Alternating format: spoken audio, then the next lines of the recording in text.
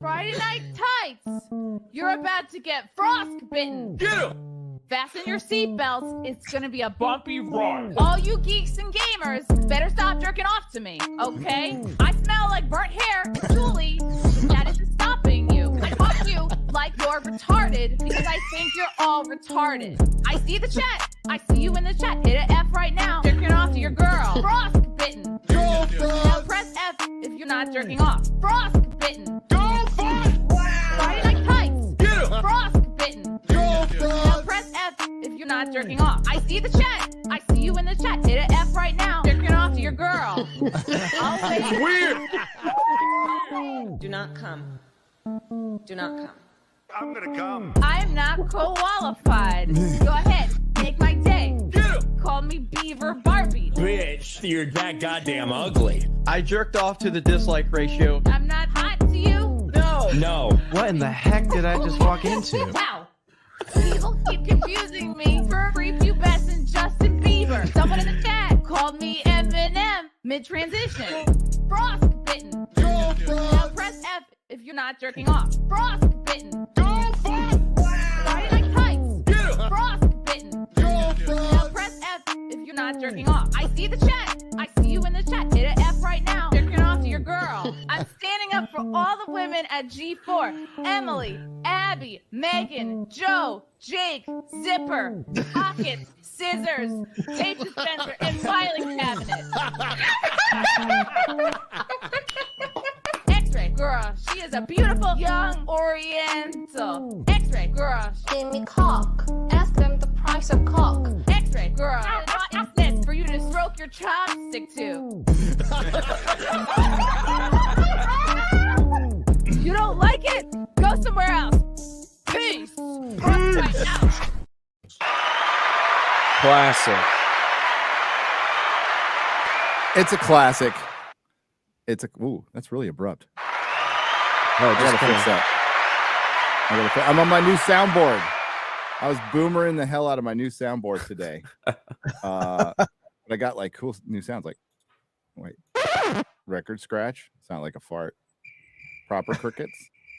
Those sound good. I got this. Oh, that's fucking loud. Oh, shit. Woo! God dang. Oh no. The old favorites. I don't like the new chimes one though, so I got to get the old one from Ryan. It's too fast. But I can also do This. I can echo. Now batting for the Dodgers, Manny Mota. sorry, that's a little Tell me what movie that's from. All right, you know, Naked Gun. Hi, it's time for a new. Where's X-Ray Girl? Where is X-Ray Girl? I think she is doing errands. At least that's what she said she was doing. I don't Maybe she didn't get the memo that we tell were your supposed to start early. peg-legged husband to go out and do the errands for you. Okay, he gets the best parking. It takes less time. Sorry, Oh no. I was gonna rim shot myself. What's up, everybody? Welcome to Nerdrotic Nooner. Post Golden Globes. Oh my god, Man, just we're rocking really, the world. really sorry. We're super racist in Hollywood. I completely crazy. forgot that it was happening. I did too, and I was at the gym, so I'm I was like, watching oh this yeah. monologue, and it's just like, how do you go from Ricky Gervais to that? Oh Right. my god! Well, we got that So- monologue. So we'll get into it. We'll but watch it later. The question of, is it going to get worse before it gets better? We're in the worse. We're in the much worse. Yeah. Yeah. Bow to your golden idol. Yeah, they should just make the award Moloch. They really should at this point. Yeah. Yeah, It'd make a lot that's more right. sense. It would. It would. Hi, Chris Gore. How are you? I'm doing good. I survived doing a watch party last night for the Golden Globes. I don't know why I decided to do that. I did a poll on the Film Thread channel and said, do you want us to do a watch party? Overwhelmingly, it's like only 20% of people said yes, 60% of people said no, and then the rest said maybe. But we decided to do it anyways. And it was worse than I thought it would be. I thought, well, they'll reach across the aisle, they'll focus on being funny, they'll be less political. And for the most part, actually the speeches were that. They were less political. They were just a little less lecturing. Let's say I would think it was cut by like probably 50%. So 50% less lecturing from the winners. There were actually some good speeches, in particular, Eddie Murphy. That was the best speech of the night was Eddie Murphy. And the funniest thing that was said on the show was Eddie Murphy. The choice of host is what killed the show. A guy named Gerard. See, I'm forgetting his name. Who? Like, I've never heard of this guy in my life. I had no idea who he was, but he was walking around like Gerard what? Carmichael, I think. Carmichael. Yeah. I don't think they have the cash to hire anybody more notable. Well, they gave him $500,000 according to him. Yeah, like he dropped what he got paid on stage, which is just cringe. And I know, it's part of the joke because we took the white people's money, which is what he said. Ha ha ha ha. Which is what he said. We'll get into it. It was just super racist.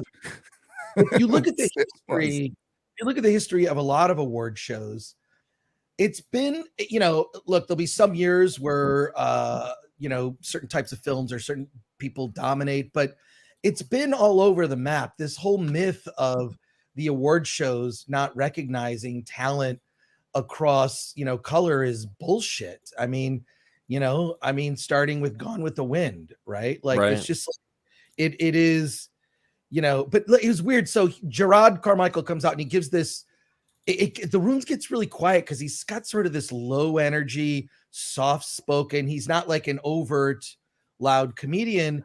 And he starts talking about the only reason he's doing the show is because he's Black. He kicks off with that, which, and it was weird, sort of awkward, some laughs, but like silence also, like things. Then he sort of sits down like he's talking to you, some intimate thing. That's something you would do for a comedy special. Dude, you want to get the energy up in the room. You want to do this for more than the people that are in the room. You're doing this for, hopefully, fingers crossed, millions of people watching on primetime television on NBC. You got the primetime spot, 8 p.m. Eastern time. It's ridiculous. So the fact that he was really let down by whoever his writing team was or whoever he was bouncing jokes off, because every time he came and did a thing, it was like a weird nod. He was saying something about like, and here comes the guy who's made one of the best slave movies, Quentin Tarantino. It's like he couldn't let it go. I mean, I know you watched the opening, Gary, but like I watched the entire show or suffered through the whole show with myself, Alan Ing, Dante James, Paul Chado was there, and Script Doctor, and Paulie from Latino Slant. We're all watching this going like, this is a train wreck. And they had an opportunity. I really think there's only a few comedians who could save award shows. And that's people who don't give a fuck about award shows, which is Ricky Gervais, Bill Burr, Dave Chappelle. You get Dave Chappelle to host the Oscars, that'll be the highest rated Oscars in years. Oh, and instantly, just because of that. He would eviscerate the industry. The industry doesn't have a sense of humor about itself, takes itself so seriously. Yeah. What they're doing is important. And it's like, dude, you're entertaining, as you have pointed out many times, Gary. You're adult pretenders, and you get to play superhero in a movie. You get to play that you're stronger and better looking than you are in real life, because you got a lot of people making sure that you look better, on screen. And the awards themselves, I thought they were fine. They sort of spread the love around. What didn't dominate one way or the other. I thought no one movie or no one TV show dominated, but it's this host was god awful, and set the tone early on. That this is just it was like he was doing an audition to like, please hire me and other stuff, you're safe with me. Then he pointed out later, for no reason, he just says, and I'm gay, like it wasn't part of a joke. He just mentioned also I'm also gay, if that helps. And I'm like, okay, I don't know what that has to do with dude. Hollywood is so out of touch. They have no clue what their problem is, and they don't know how to fix it. They're just like, okay, we'll just throw some more of the same out there. It'll work eventually. Well, I'm telling them how to fix it. Hire Bill Burr, Dave Chappelle, or Ricky Gervais to host your award. Maybe They Kevin don't get it. Hart. They don't Yeah, get it. well, I don't know if it's a good movie or not, but there was a good line in it. Punchline. Remember Punchline? Long time ago. Tom Hanks, Sally Field. Vaguely, that's I been a- remember. Okay. been a while. This was the brief point of time I was a projectionist out of a theater. Oh yeah. So nice. I had to watch it a lot. But the best line in it was, Sally Field was struggling, and Tom Hanks turns around to her and goes, "Well, you keep on going on stage and trying to do comedy, and that's not what Tom Hanks was. Kind of like the bitter old comedian who was just going up, just in a very funny way, bitching about life." And that's what comedians do. They're the modern philosophers, but it's delivery. It's all delivery. And this guy's delivery sucked. His timing sucked. It was terrible. There were jokes there that could have been funny, right? When he said he took the money and not caring if the Hollywood foreign press changed or not was kind of funny, but he just completely delivered it wrong. And it's like, oh. And It's the venue. the crowd was quiet in there. That's the worst part, is they were not laughing. They kept on focusing on people, and they're all. Oh, they constantly cut to Brad Pitt, who was sitting in the first row, and that Phoebe Waller-Bridge wasn't laughing at it. That's how bad. I saw people online talking about, like, God, that monologue was terrible. And then other people were like, "This is what progress looks like. It's just hard for you to grow," and it's just like, yeah, it's not funny. I don't give a shit. I mean, you could even say that some of the things that he said may have been racist. I wouldn't even care if it was racist if it were funny. If it were funny, exactly. If it was funny, I wouldn't give a shit. But it wasn't. That guy was being dead serious. And when Hollywood, at this point, the conversation has started that woke Hollywood is failing, because it is. And you do the most 2016 thing possible. You go out there and you quadruple down on this shit on an award show that's fucking hanging on by a thread. I'd say it's dead at this point. That It's canceled in its death itself for racism and went out and fought it with more racism. Way to go, guys. And then he tried to follow it up with and we'll listen to part of it. I don't care if we're gonna re-upload this, so I don't give a damn if we get hit with anything. So we're gonna watch some stuff. We got some cringe to watch over. But at the end, he's like, "Well, there's a bunch of artists in here who deserve respect, and Hollywood deserves a night like this." I'm all, "No, you fucking don't. Fuck off. Kiss my ass." At any of those movies, nobody watched most of the shit that was covered. RRR, Happy It won Best Song. They cut the poor guy off when he was trying, that was the most normal person up there, right there, was this poor guy from India trying to just think, this is a big moment for him, and they just fucking cut him off. And they're like, "Oh, we're so progressive." It's like, fuck you, asshole. And then they let Ryan Murphy talk forever. His speech, it's in one of those dumb awards where you're receiving an award, you're getting some lifetime, "Look at all the great work you've done. Please keep coming to our show and bring your TV stars," whatever. So Ryan Murphy went on, that speech went on forever, whereas they started playing people off, which was weird. The best part of the show, truthfully, the best part of the show is the speeches, because they're not, for the most part, not pre-planned. It's in the moment. People are either shocked, they have something planned to say, whatever. I mean, the one guy who won, he's on Cobra Kai, but he's in a show called Blackbird. What's his name? Paul Walker Hauser. I always get his name wrong.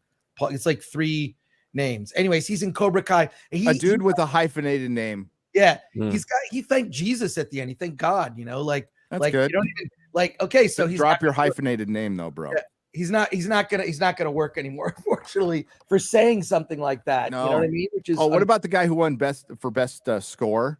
And he's like, "Yeah, we need to do better with things. We need to get more people to do things better."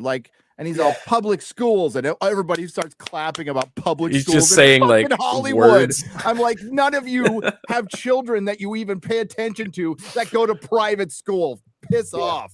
Yeah, no, that was not private school, public school. They all go to private school. Ridiculous. The people who gave the best speeches just were appreciative and were, either real and heartfelt, or they were funny like Eddie Murphy.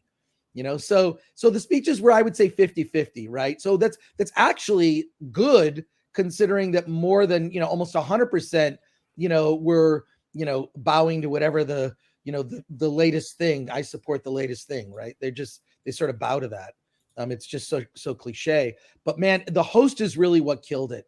I mean, he killed the energy in the room. You got to come out big energy, and you're talking to an international audience, hopefully, of people at home who just want to escape and laugh, and then maybe learn about like, oh, I'll check out that Dahmer show on Netflix because it won a couple of awards. And one of the things that won an award that I saw recently that's very good, not woke in the least, really great television, is The Dropout. It stars Amanda Seyfried as Elizabeth Holmes, the Theranos woman.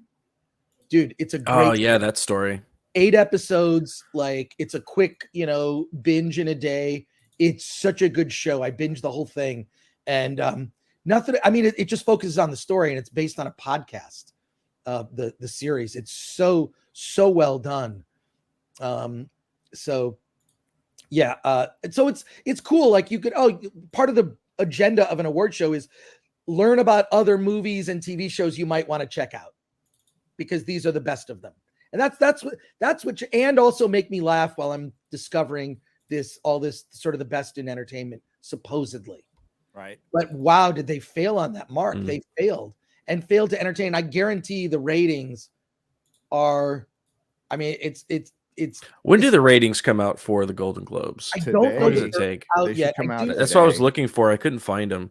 I was finding a shit ton It'll of be tonight articles, or tomorrow. A lot of articles going out. It was a flop. Oh, well, just wait for Ryan Kinnell to put out a video. Yeah, exactly. He'll beat the press.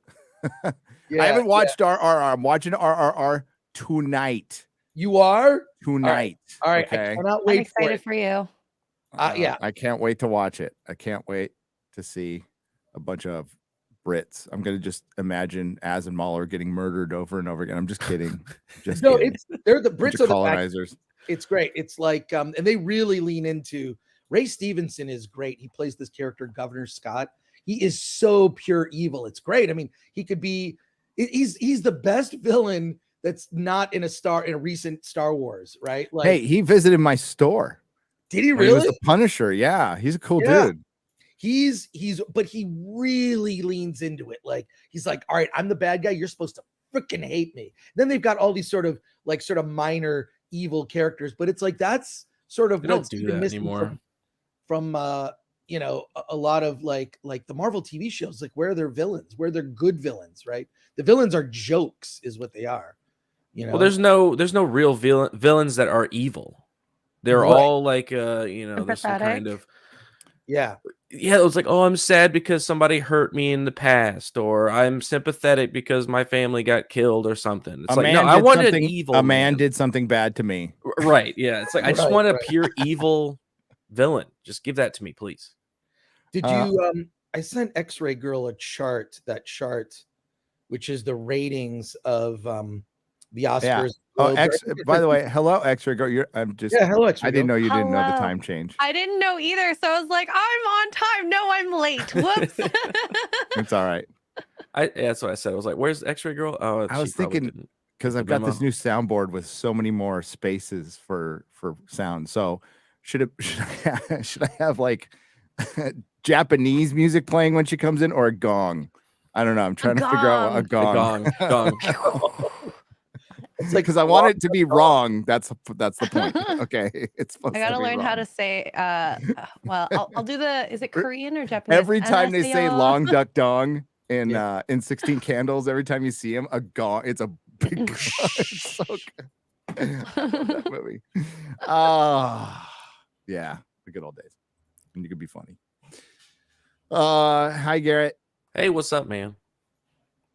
You want to watch this monologue? Y'all want to immerse yourself into some nerdrotic?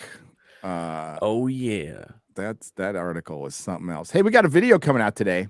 We do. After this, it'll be about. We gotta let it. You gotta allow time for the notifications. I think YouTube is done being stupid. So at 2:30 p.m. video will be dropping. This will be kind of a shortened show because I'm still on dad duty. He said duty. I said duty. Chris should have fed the ducks. Oh no. Oh yeah, More productive. I know what that is. Oh yeah. He would have had a better time watching the Globes. Wait, I can do Satan. Satan. Oh my god. I like the new soundboard. It's me, God. Really Stop scary. touching yourself. Yeah. No, I won't do it. Okay, we'll stop. Gary likes this new toy. I do. I've been dicking around with it all morning, actually. You want to pull up that audio clip? Let's do it. He would have had a better time than watching the Globes. I saw Chris looked a little miserable, a little drunk. A little. Hey, thanks. Thank you for letting us know. Oh no. Nice. Here we go. Globe Awards.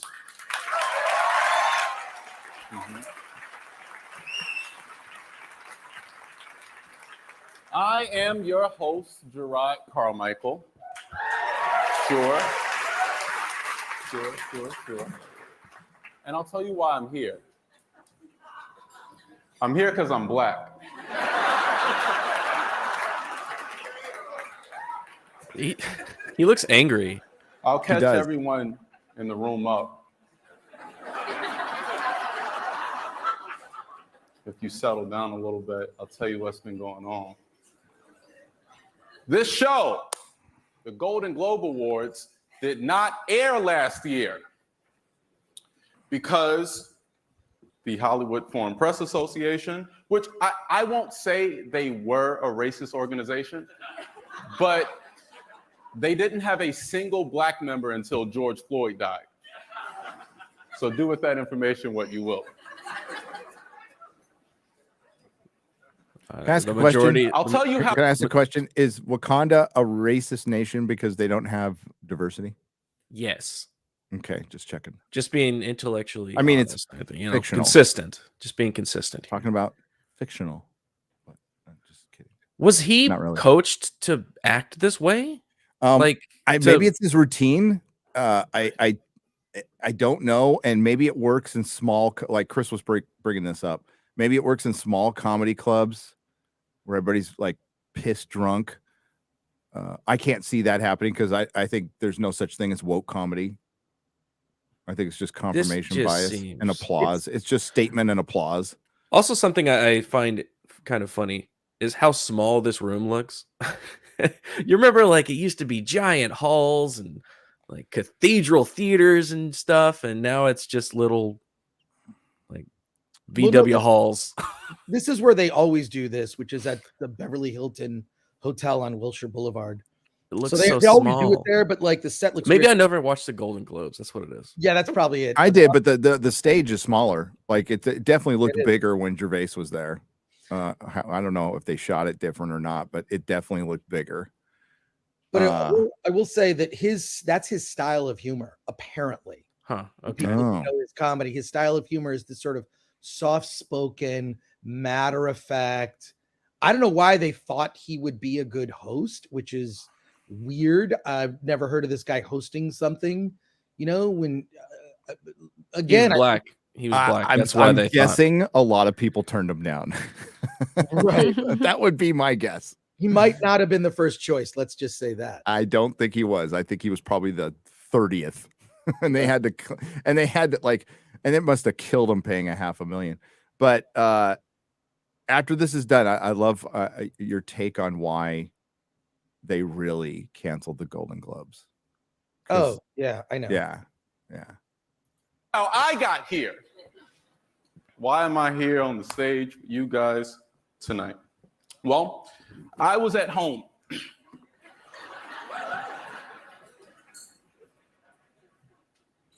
Just drinking tea, and I got a phone call from my man, Stephen Hill. Stephen Hill is a great producer, and he said, Gerard, really, I'm honored to be making this phone call. He said, I'm So producing. I get a call. Did you hear that? It's a cell phone ring. the 80th Golden Globes, and it would be an honor if you would agree to join as the host. I was like, whoa. You know? Kind of like, random. 1 minute, you're making mint tea at home. The next, you're invited to be the black face of an embattled white organization. Life really comes at you fast, you know? So I said, Stephen, I'm torn. I'll be honest with you. I'm a little torn because, you know, one, it's a great opportunity. Thank you for the call. But I'm only being asked to host this, I know, because I'm black. And Stephen said, let me stop you right there, Gerard. He said, you were being asked to host this show because you're talented. You're being asked to host this show because you're charming. He said, you're being asked to host this show because you are one of the greatest comedians of a generation. What? What? Bro, I never heard of your name. Eddie Yeah. Murphy is somebody like that on his generation. Yeah. Everybody knew his name. Who is this guy? Could you put up a poll? X-Ray Girl, has anybody heard of this guy? I mean, I don't mean some to of you like, might have put this guy down, but like I've never heard of you ever. You can't say that, bro. Maybe he clarifies. Maybe it's part of the maybe yeah, again it's a setup. Maybe it's it's part of the joke, but the thing is, it's your delivery. You know, you pause after that. You go, greatest comedian of a generation, then you just kind of go, yeah, give a little look to the audience, like applause. Might not exactly be true, but you know, I'm just gonna say it anyway. You know, there is a way to do that. They can't tell me no. Oh, we must not be smart enough to get it. That's it. That's what it is. I'm a dumb guy. Steven's black, so what does he know? Like, he's only producing this show because he's black. They're not going to tell him why he's here either. So I said, Steven, this is a lot for me. Let me call you back. So I did what I do when I have a moral racial dilemma. I called the homegirl Avery, who, for the sake of this monologue, represents every black person in America. And I said to Avery, Avery, they asked me to host the Golden Globes. I said, you know. Get Tracy Morgan up there. Dude, please. Dude, he would be way better than this guy. He'd come out there, he'd have showmanship, he'd be like singing and dancing or something. He'd be talking. Minutes in, like, come on, dude. 3 minutes. I'm falling asleep. 3:33. Oh my God, Masons. Sorry. Oh no. But yeah, he's doing a little sign on his chin, and it's at 3:33. Standing right next to Moloch. Must be the Masons. Yeah, yeah, they should change that award into Moloch. I do. I feel they should. Yeah. I mean, yeah, I saw somebody mention Richard Pryor. I guess he's trying to do it, but Richard Pryor was like animated and good, and he's Richard Pryor also, like top 3 comedians of all time. Yeah, legend. Arguably, absolute legend. So, yeah. What should I do? And she said, "Ooh, Buki, I'm so proud of you." And I told her what the show was, and I told her about how last year didn't air because of the no black people thing. And she was like, but there's Whoopi in the background right now. And I said, well, Avery, it's not about the money, honestly. It's about the moral question of whether I should allow. And she said, Gerard, enough of that. How much are they paying you? And I said, $500,000. And she said, boy, if you don't put on a good suit and take them white people money. And I kind of forget that, like, where I'm from, like, we all live by a strict take the money mentality. I bet black informants for the FBI in the 60s, still, like, their families were still proud of them. Like, they were like, you heard about Clarence's new job? They paying him $8 an hour just to snitch on Dr. King. It's a good government job.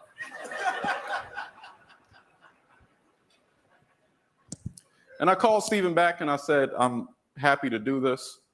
And I was really proud of that decision until I got an email from my publicist saying that Helen, the president of the Hollywood Foreign Press Association, wanted to have a one-on-one sit down with me. And I said, no, thanks. A trap when I hear a trap. Just Phoebe, just dead face, like nothing. She Yeah. had nothing. Nothing to say. Like, S is embarrassingly bad. Yeah. Well, it's like, I think you're right. Like, some of these jokes would work in a small venue, like a comedy store kind of venue. Hey, what's up, Diesel? Like that, like those kinds of things would work, a more intimate thing. But like, this is a big room, and then not just the big room, you're playing to the audience watching it live. Yeah. So this has just got no energy to it. Worldwide, potentially Right. millions of people. That's your audience, not the people in the room. The Ricky Gervais very intelligently knew. He knew, I am not doing the comedy for the people in the room. I'm doing the comedy for someone sitting at home that decides I'm going to watch an award show. I mean, it's ridiculous. And if the Oscars is the gay Super Bowl, this is like the gay NFC Conference Championship. It's a very important award show in terms of a property's pathway to getting recognition at the Oscars, which is the unofficial end to award season. Once the Oscars, happen, there's, award season is over. It restarts again, like in the fall. But this was a bad choice. And look, it's not as if, because I know, having done stuff, he had to run this speech. Not only I think our stream got hit. Oh no. Oh Yeah, shit, sorry. really? Suspended. Is it suspended or blocked? I don't know. Is it the video? It might. Yeah. It Temporary might. blocked. No, we'll be back. We'll be back. So it'll be back Hang in there, eventually. Just yeah. keep talking. Yeah. Just keep going. So this speech, this monologue, was run by the producers of the show. It was run by the attorneys at NBC, right? Like, this is not some thing he's just doing off the top of his head, which is what he's trying to make it seem, which is completely disingenuous. It's not just, hey, I'm having this intimate moment with the people in the room, and I'm telling you personal stuff about me drinking mint tea and then what I'm being paid to stand before you right now. To me, it struck me as kind of a very narcissistic way, because he's not thinking about the audience. He's thinking about himself. He's thinking about, I'm going to tell you my story, and then he's going to, lash out at the organization, which you could debate the merits of that. I mean, there are organizations that give awards in Korea, and I'm assuming that there are no Black people and or white people on those, for those awards. Like, it's just, the Hollywood Foreign Press, they have not done the HFPA, which sounds like something you need to be tested for after you have an adventurous sexual experience. Right? So, not after you feed the ducks. But that organization was, it was just like a lot of old people, right? And they didn't do much to diversify their ranks. Fine, it was pointed out, they made changes, but they canceled it as a way for two reasons. One, to virtue signal, which Hollywood will never turn down an opportunity to virtue signal. Okay. Ever. So they used it like, what? You mean the HFP? You mean the organization we've been doing this TV show with for decades? I can't believe it. As if they didn't already know. So they virtue signaled. The second thing they were doing is they wanted to renegotiate their license fee and save money. And that's the real reason. So whenever you look at sort of any sort of Hollywood flex and virtue signal, there's usually some ulterior motive. The ulterior motive here was money. The money, they were going to save a lot of money by not paying the HFPA, basically saying, we're breaking our contract. We're not going to do this with you because of this. And now they're paying the organization less money to be able to produce, to do the show. So there's that. And that happens a lot. There's hardly any group of fans that's called racist if they like something, right? They don't call them that. No. If the show is tanking and getting poorly reviewed, then it's a way to absolve yourself of any responsibility and say, well, the fans are racist, which is stupid. Rings of Power being probably the most recent example, right? Yeah. That tactic is working less and less as we move on down the road. That's why I am a big fan of accelerism. Keep doing it. Keep doing it. It's working for us. It's working for us. I got the video that's coming out later today. The top woke disasters of 2022 could have been all Disney, and I decided to just save the Disney for its own video. Pretty much the special attention. So it got special attention. I did not forget you, Disney. So that one's coming out today. But keep doing it. Oh, like this is great. I'm like, we've mourned a lot of our franchises. Like, we're fine. They're gonna try to fix Doctor Who. And I think a lot of Doctor Who fans are, if they fix it, great. If they don't, I'm good. I'll just move on. Star Trek, too little, too late. I know there's like 10 people excited about Picard season 3. Most people just don't give a shit. I mean, go ahead and look at the interaction on Twitter. You got the old crew. This is a send-off. This should be a big deal. And it's a fart in the wind. It's crickets. Crickets. Oh, wait. I got crickets. Hey. That's the reaction to Picard season 3. Good or not. I mean, there's a point where like that's Andor too. You know, good or not, there's a breaking point. We have been telling you there is going to be a breaking point because we're fans. We've seen the breaking point happen in other things we liked over many years. Yeah. And you reached it, you passed it, and your billions of dollars, you know, Disney spent billions of dollars on Star Wars for it to be there forever. For it to be a park attraction, to make movies on forever, to make TV shows and animated series and products on forever for kids.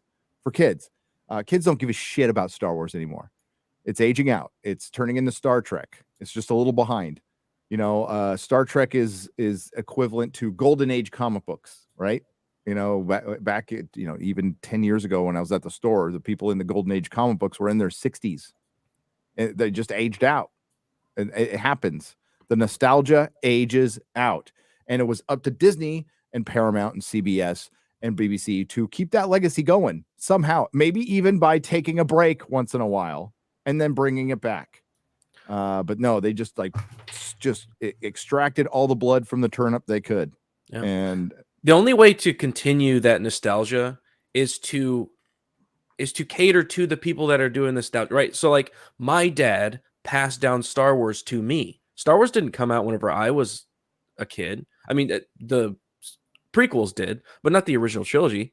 And Star Trek, he gave that to me, right? And then that passed down to me. And then I was getting ready. My son's getting about that. He was getting that age when Star Wars, the sequels were coming out. It was getting time for me to pass it to him. I don't want to show him anything because it's all garbage. I don't even want to. I have not watched the original trilogy in like 2 years because it's completely killed my love for Star Wars. So you did that, Disney. You took that property, you purchased it. You, Kathleen Kennedy, you thought, oh, we're making new stories. We're going to do better than George. And they're going to forget about that trilogy. Well, how'd that work out for you? Yeah, not very well. We were going down the rabbit hole over the last 3 years, and there's too much. We couldn't put it all in, but we found that audio of that guy going, Iger and Kathleen Kennedy. We were going to do Tatooine for Galaxy's Edge at Disneyland and Disney World, and we had it all ready. And we got a phone call from Kathleen Kennedy going, yeah, are we going to make this for the 50 somethings? Are we going to make this for the future? And they shit canned it all. Yeah, dude, you were right. You were like, you're gonna get mad all over again. And I was like, oh no, surely I won't. But I did. 2 years since I heard that. I got pissed. Oh, dude. And yeah, remember Tatooine. And what have they been doing on Disney Plus for the last year? Tatooine. Yeah, they're not going to Part 2 or whatever. Too little, too late. Too little, too late. And I'm fine. Oh yeah. Like, but like Chris's point is, were they canceled because they were a racist organization, or did NBC paying millions of dollars to this organization with diminishing returns in their in the viewer in the ratings wanted to break the contract so they wouldn't have to pay as much? That's why. That's why. 100%. That's why. It's, I mean, also it's the benefit of like we can virtue signal and save money. Yeah. But Two birds, one stone. I believe there is always an ulterior motive to a virtue signal. It's for most actors, it's getting hired and showing fealty to the current thing, right? Like I bow to the current thing, hire me. You know, there's a great meme for that. Hang on, I'll find it. Go on, Chris. Yeah. Just so that's sort of the reason for it, but there's always an ulterior motive for virtue signaling, you know. Well, even this monologue, right? It is, This guy, he's saying these words, but it's been approved by that very same organization, because what they're doing is they're going, okay, we're going to hire a black guy. We're going to get him to go out there. We're going to get him to self-deprecate us. So it looks like, oh, see, we'll go through our struggle session. Yeah, it's our struggle session on stage. That's what it's about. That was a struggle session. That's exactly what that was. He doesn't want to sit down with the person who's the head of the organization, the one who's hiring you and giving you $500,000 just to have a conversation about, look, we're trying to make changes or whatever it is that she's going to say, same bullshit, whatever. But it's weird. America has a bizarre obsession with race, dude. Yeah. That other countries kind of look at us like, what? No one gives a shit. What do you, why you move put so on, much please? On this? And it's because there are ulterior motives to so much behind it. Marxism. Yeah. Oh, and it's permeated our government for 50 years and more. 50, 60 years now at this point. It's entrenched in our institutions like the FBI, the CIA. It's been here for a long time. Yeah. If you're into the UFO thing, there's a book by Philip Corso called The Day After Roswell. And he talks about, like, he went over the stuff Roswell. If you just forget the UFO stuff, the other half of the book is about how there were so many communists in the CIA, and the military was trying to, like, there was a little proxy, there's like a little internal war between the military and the CIA, an information war between the military and the CIA. So forget the UFO stuff. They were trying to hide shit from each other because of the communists in the CIA that were entrenched in it. So it's a very interesting book, even from that aspect. Okay, so this is from Mike Barron, comic creator. Mike Barron wrote the first Punisher miniseries. Yeah. Hello, fellow humans. I am Celebrity 298-J33. I am here to announce that I am fully boosted and protected from insert media narrative. I highly recommend you all act as I do, as it is cool. Now, you may now praise me on social media and purchase my albums and movies for further programming. My God. Dude, that's too accurate, man. So like that comedian up there, he made a joke about people snitching out, Martin Luther King to the FBI, which they most certainly did, but we all know who really took out the doctor. We all know. And we all know who really took out JFK. And we all know. Pretty damn obvious. Yeah, it's pretty damn obvious. Yeah. So, and now you're essentially working for him. I mean, it's the truth. You're working for the system. All right. So, love you guys. Gore, did you see the video called "Why Is Chris Gore Toxic?" I know exactly why he's toxic, man. The most toxic dude ever. Oddly enough, I saw guy attacks your Disney Sparkle idea. Right. First of all, I did not see the video, and I don't care. Did you watch it? I did.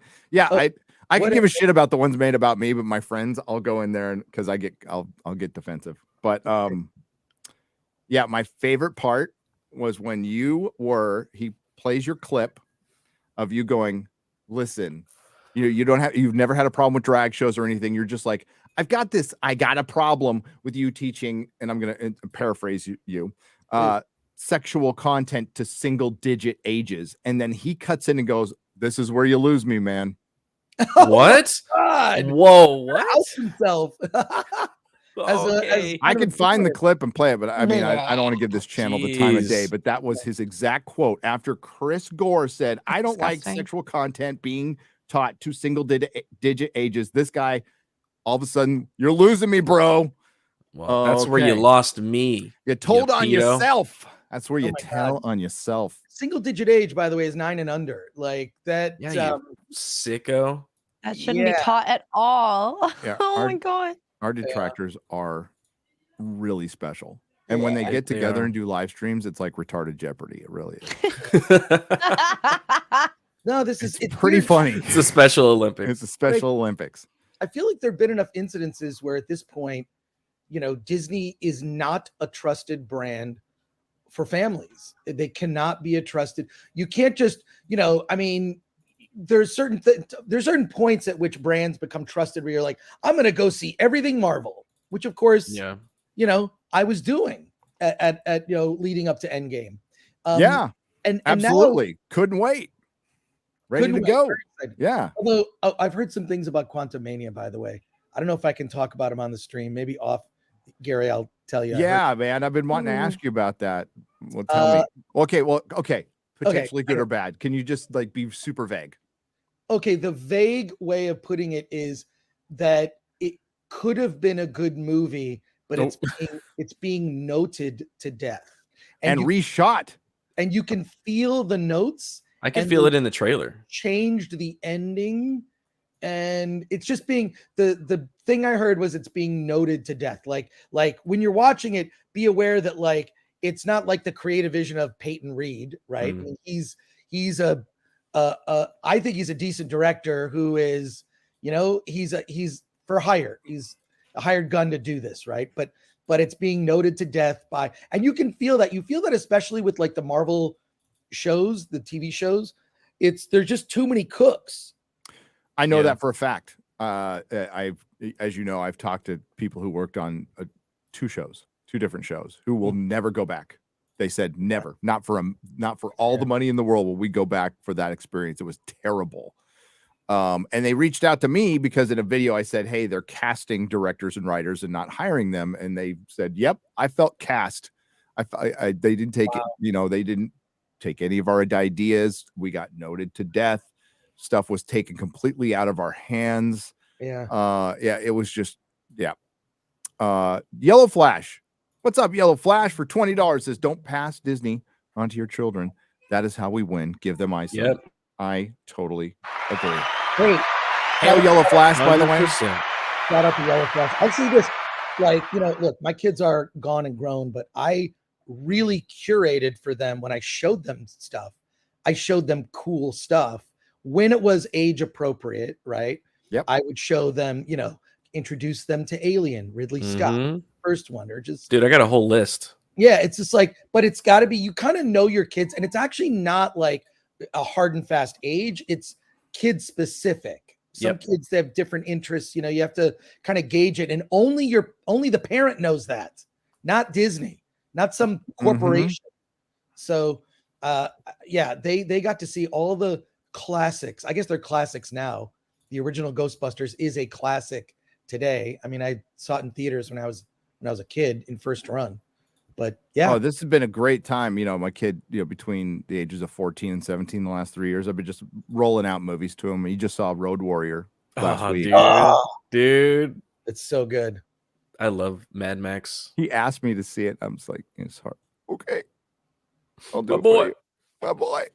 Oh man, movie holds up so well. Well. God, that is such a good movie. And we're going to watch Beyond Thunderdome with the little kiddies next. I can't wait to watch it. I love that movie. There's a lot of great parts of it. I mean, it's like no Road Warrior. It's like Return of the Jedi for me. It's just like that. It's very much like Return of the Jedi. It's very much. Yeah. But I like Master Blaster. Master Blaster. Hell work I love all three of those Run movies. by the town. Is that like an action movie? Yeah. The Road Warrior? Yes. No, it's an action Master movie. Blaster. No, he's Master in- Blaster is he's in the in movie. the Road Warrior movie. Okay. X-Ray Girl. I was just like, that doesn't sound. Oh, bless her. Bless PG. X-Ray Girl's heart. Oh. Instagram put an ad on my feed saying they're re-releasing The Woman King in theaters for MLK week. No! No. Screenshot that. Please send it to me and put it on Twitter if you have a Twitter account. And that is freaking hilarious. Bizarre. Oh, no. Oh. So there was a full slate of releases this year or 2022. It's a little lower than usual, but it was a full slate of releases. They can't use that as an excuse. They did hold up back on some stuff, but quite frankly, it was equal to what, 2018, 17 or 18. And things got amplified in 19, to a ridiculous level. And then, 2020, 22, that was basically a full year of releases spread over 2 years. We didn't count that in our calculation, but again, the domestic box office is the worst in 22 years. And if you adjust it for inflation, it's 30. 3 decades for the domestic box office. Pretty freaking bad. But I call that a win. Oh yeah. I pulled up that list. That was like scrolling. Yeah, I'm told you. I'm like, it's like 20 or 21 years. Just find it and you'll find it.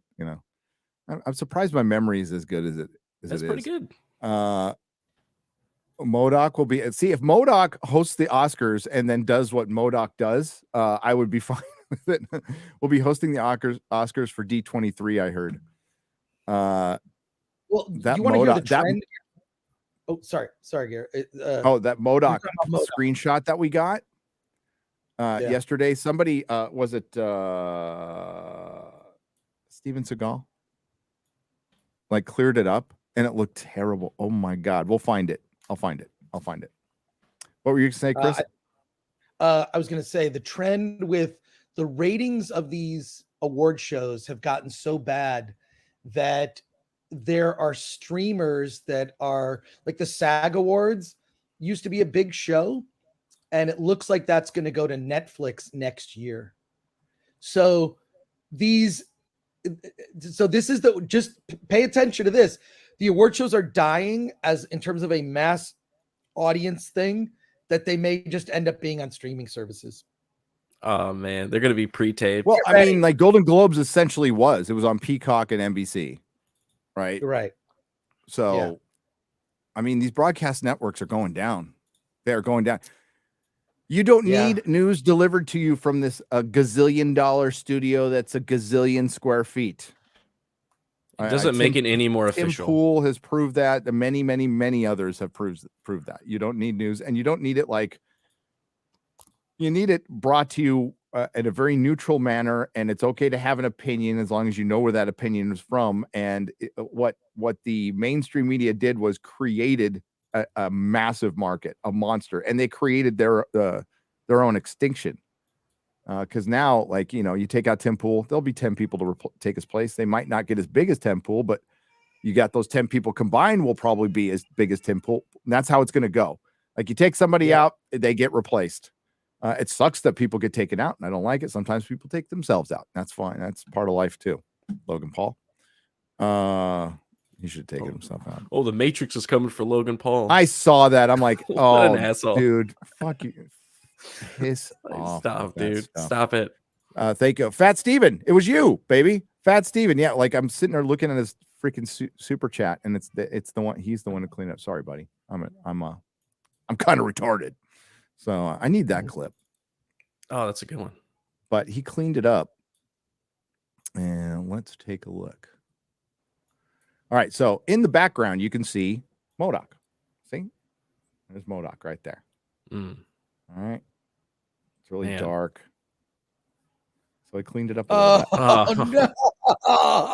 No. MODOK's supposed to look ugly, but no.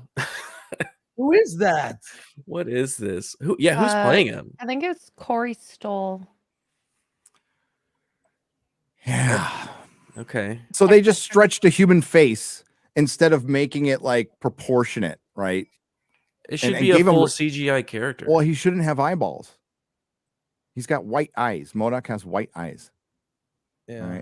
All right. That would have instantly improved it. I believe he cleared it up one more time too. Yeah. Oh God. Oh, that's bad. Yep. My We're goodness. witnessing the death throes of the MCU, people. So, Fat Steven, tell me in the chat, did you go into Photoshop and use Sharpen? Because that actually works. I use it. It looks like there might be a little like AI stuff going on too. Maybe. I don't know. It's trying to fill in those blanks. It's trying to fill. That's what Sharpen does. Yeah. So that might be part of it. But like the one eye just going the other way. It's all wonky.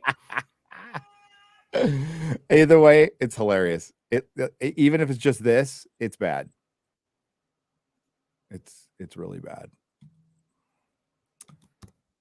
Thank you, Fat Steven Seagal. Bless your heart. Oh my God, I'm gonna read some soups. So ultimately, like, are you checking for the Golden Globe ratings? That we might get them today. Yeah, I'm trying to look for them. I can't find them. You can look at the history chart I sent you. Oh yeah. I can pull that it up. Pull that if up. I The can. Grizzly for $40 in 2 parts says, "This is why." Thank you, the Grizzly. This is why I watch you guys. I wish people like Sticks didn't say movies and games don't matter. He and Matt Walsh need to understand that our stories and our pop culture does matter. The right ignored it on its own. To its own detriment. Absolutely. I've been saying that for years. This is why, they just don't get it. And when they want to pop into our sphere once in a while, this is why they sound like complete dumbasses. You know, I'm not some poli-sci major, and I'm not going to start breaking down the ins and outs of the Russia and the Ukraine. But like, this is our world, and you haven't respected it. And I don't know, like, Sticks, I think Sticks would be open to it, at least. I mean, he likes music. He's into the occult. So I think he would be open-minded. I watch a lot of his stuff, but I've never heard him say anything like that. Matt Walsh, Jeremy's, I don't know if he meant to say it last night, but he said it best. Matt Walsh and Adam Sessler have a lot in common. They hate gamers and Trump. So, no. But like, hey, What is a Woman was great, but like, he just misses the mark. Like, Matt Walsh made a cultural thing with What is a Woman, and really could have and Daily Wire really could have moved on that, but they've released a couple movies. It seems like they've given up on stuff. Seems like they gave it kind of a half-ass shot. And they should have been motoring with stuff. They should have had content coming out every quarter. And maybe they are. We just haven't heard it. But Jeremy Boring came out and basically said, you know, if you didn't have a blue check mark, you're a pleb on Twitter. There's just some mistakes, some big mistakes, huge mistakes. But like Ben Shapiro, you know, like him or not, he covers pop culture. He does. Mm-hmm. So you're not going to get to everybody. They have a right to their opinion. They're just fucking dead fucking wrong when it comes to the culture. And you should give up on the games and the action figures and grow up. It's like, oh, okay, I want to go back to 1800 where I should be tilling the fucking farm and my kids are just workers. Fucking shut up. No, you don't need to be such a pragmatist. You can be a pragmatist with empathy. It's possible. I'm still writing a book halfway through the story in just under 1 year. Awesome. And fucking George R. R. Martin can learn something from you.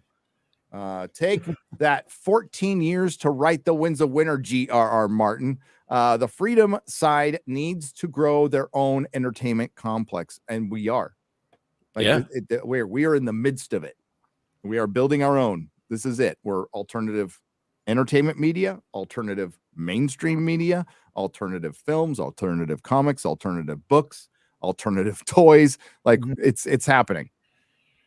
And I think it'll be a smarter way. It won't be all mass produced. I really like the makeshift model. I think it's really cool. HasLabs is doing it with Hasbro. You know, like, you want this really expensive, awesome Galactus, you gotta pay for it. And like, what it would really cost in America, that big expensive Galactus might cost like a couple $100 if it was mass produced, and it still probably was. But they decided to make it to order, and it's way more expensive. And maybe the next step would be making the shit here. That would be my hope, because I just think the whole global structure is a house of cards.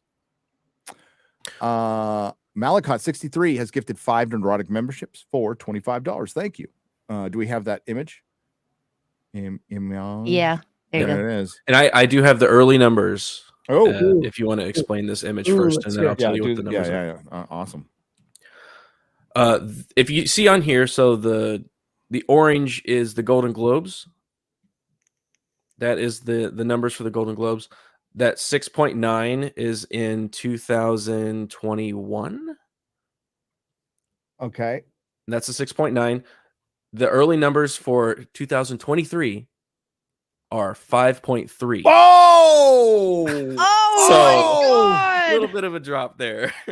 I'm gonna Oh borrow my from god! And I'll show you the source so you guys don't think I'm making this shit up. Wow. Not surprising. Not Ouch. surprising. So Golden Globes Ah! ratings lowest in decades. So early Yep. numbers are Falling down. womp womp. Yeah. Oh no. Oh no. We needed a slap or something. Yeah. I know. I need a Jeremy Clarkson's. Oh no. Anyway, that's what I Anyway. need. Yeah, like that is terrible. Man. Chris Gore. Yeah. Who could have seen this coming? And you know, like Everyone. what Hollywood's going to have to temper now. And I think, like, you know, a lot of people in your sphere understand this because you're kind of the blue collar Hollywood. Chris Gore. Yes. That's the way I see you as blue collar Hollywood. With there is a blue collar Hollywood. They're mostly very cool people. They don't make any of these decisions. But they're going to have to temper with. There's a lot of people in our sphere and the regular people who are understanding this now. Heard Disbrew's dad like went down the alt-right pipeline by watching my video in Critical Drinker. Aw. Hail Disbrew's dad. Nice. But yeah, the people are going to find this out and they're going to get great joy out of it. Great joy and enthusiasm and mockery. And they're going to laugh and they're going to applaud and it's going to feel like a white pill because it is. So they're going to have to temper that. It's nothing personal to the blue collar Hollywood. It's the woke fucking morons who are adult pretenders and the dumb shit retarded bankers who run that industry who have been running it into the ground. We're laughing at you. That's who we're laughing at. And we're going to continue to laugh because it's fun. Well, what's weird is I know the reaction to the ratings is going to be like they're going to look and the guy who did the monologue, this Gerard Carmichael, it's like, well, it's people are idiots. They didn't like what I was saying. They're racist. They're racist. Like all of that. They're going to have all those excuses and fine. Feel free to use that. But I mean, at some point it's going to be nothing. It's going to be on Netflix or it's going to be on Peacock, the app only, it's not going to be on the network. It's just, or it'll just be canceled because who gives a shit? Do we need another award show? I don't know. Hell no. I think it was a thing, it's a cultural thing to have award shows for a long time. I think it's just fading out. I mean, it's being accelerated by Hollywood for sure, but it's just fading out. Young people don't care about award shows. Disbrew does not really have a father. He was found under a toadstool in a UK forest, prancing around, bitching about television. That's by Jeremy, by the way, from Geeks and Gamers. He's put a camera. No, he's got a dad. He's got a dad. Yeah. Everyone has a dad. Or father. Yeah. Oh, what I was going to say too is, back in the day, we wanted to be like actors and actresses. Like that was like a dream job if you could ever were good at it. Yeah. Now kids these days, they don't want that. They want to be like influencers. Right? So bad. They want to be content creators because that's the new like hallmark celebrity. They don't think being an actor is, normal. Yeah, it's not something to aspire to anymore. No, absolutely not. And that shows in Hollywood. That shows the creative talent that they're getting right now is, it might be kind of fun. And plus, a lot of stuff is just being handed to people based on their skin color and their identity and who they have sex with or whatever junk they cut off from themselves or have in their pants or added or whatever. But it's not actual talent. It's not based on talent, and it's showing. And it's like that's why we're getting this diminishing returns. And Hollywood has to come to terms with the fact that they're not the big dog anymore. They're going to have less money to work with, especially after, the streaming experiment has failed when Hollywood realizes that. It looks like, Wall Street already has. We're already seeing like companies going back to private. Twitter is going private. I guess the WWE sold to Saudi Arabia. Wow. And they're going private. You're seeing that. Like, there's a reason for that. I think it's a very good thing to maybe go private again. But because Wall Street, but they're going to have to come to terms with this is going to be a contracting industry now. Doesn't mean it's dead, but those are the first steps to irrelevance. Like we've got, sports that are still very popular, but they're waning slightly. Like I love baseball, but it's a waning sport. It's had its day. Yeah. Will it always be around? Sure. But like, in 30 years, do they start like getting rid of teams? Probably because other things will replace it. Video games are the next big thing. That's why you see a lot of Hollywood producers and execs moving into that sphere now, because that's where the growth is. It's got its problems too. Don't worry. Did you buy that game, Hogwarts Legacy? I did, but I'm a Harry Potter fan. I love Harry. I was going to buy it anyways too. I bought the deluxe I want version. it. Well, I did too. Pre-order. Yeah. I pre-ordered it on Steam, and I get it in a month. I love it. It looks fun. It just looks like, there hasn't been a Harry Potter game. There've been Harry Potter video games, but nothing like this. And it just looks like a good game. But have you seen the outrage over like you can't buy the game to what? It's so insane. what about all the people going to Wizarding World of Harry Potter at Universal Studios? Bigots. Theme parks. What about people still reading Bigots. books? Bigots. This is a small group of loud, obnoxious people, and anyone paying attention to these morons. I think was it Yellow Flash? I think did a video this morning pointing out Brianna Wu. I don't know who this person is on Twitter, who's just basically calling on the games media to not cover the game. Now this is going to okay. Silliness. So do you cover the game? And this goes back to you brought up Matt Walsh earlier, and I was disappointed to see he's not willing to watch any anime. He's mocking people for wanting action figures, right? And look, I like Matt Walsh. I thought his movie was great, but Film Threat covered it. We reviewed it, and if you go on Rotten Tomatoes, you'll see Film Threat is one of the only reviews of that film. The review was done by Dante James, but the point is that Dante gave it a good review. Then we reviewed Candace Owens' documentary from the Daily Wire that got a bad review. Not as good of a film for various reasons. Don't want to go into it. But the point is that does the games media ignore it? Does the games media cover it, give it a bad review because of all this nonsense, which would be disingenuous? So they're kind of caught in a trap. They're going to give him bad reviews.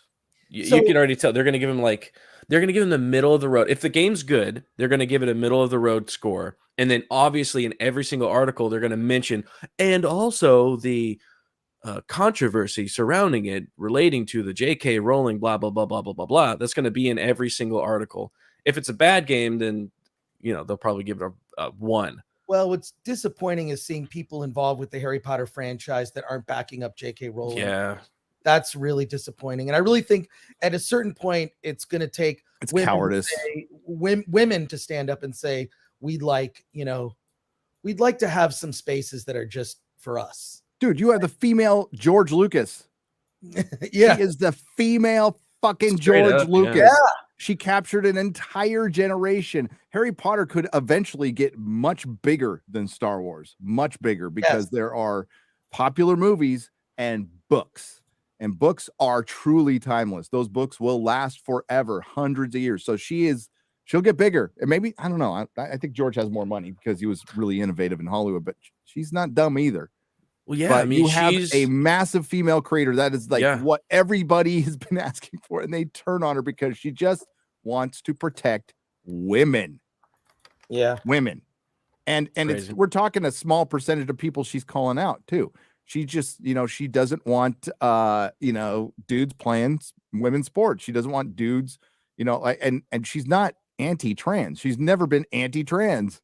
It's just this narrative. She just sticks to her guns because she's got I don't give a fuck money, and good.